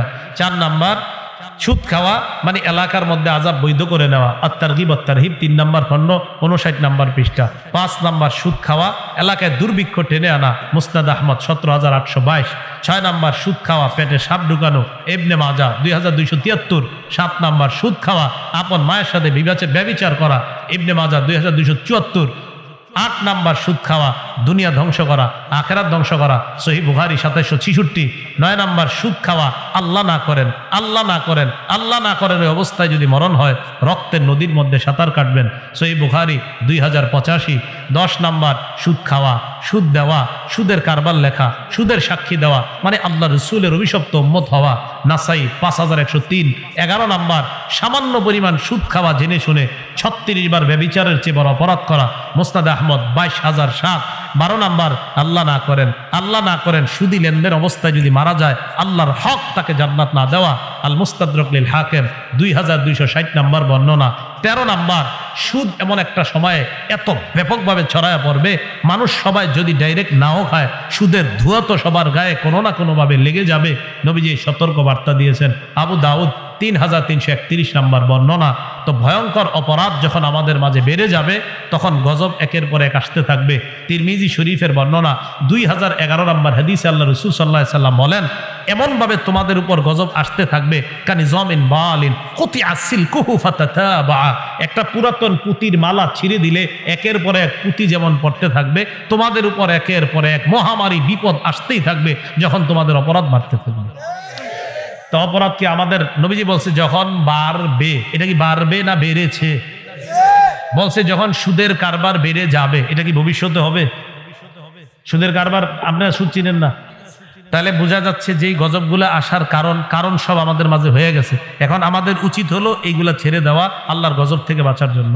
আল্লাহ আমাদের সকলকে যে কথাগুলো বললাম গুনাহমুক্ত জীবন যাপন করে যেন ঈমান নিয়ে আমরা যেন সবাই, আমি প্রশ্নের উত্তর দেওয়ার যোগ্যতা রাখি না, না না না, দোয়া চাইলে ঠিক আছে, আমি প্রশ্নের উত্তর দেওয়ার মতো, নগদ প্রশ্নের উত্তর দেওয়ার মতো বড় মানের কোনো হুজুর না। আল্লাহ আমাদের সকলকে যে কথাগুলো বললাম শুনলাম এই কথাগুলোর উপর আমল করার তৌফিক দান করেন। আচ্ছা আচ্ছা, সূরা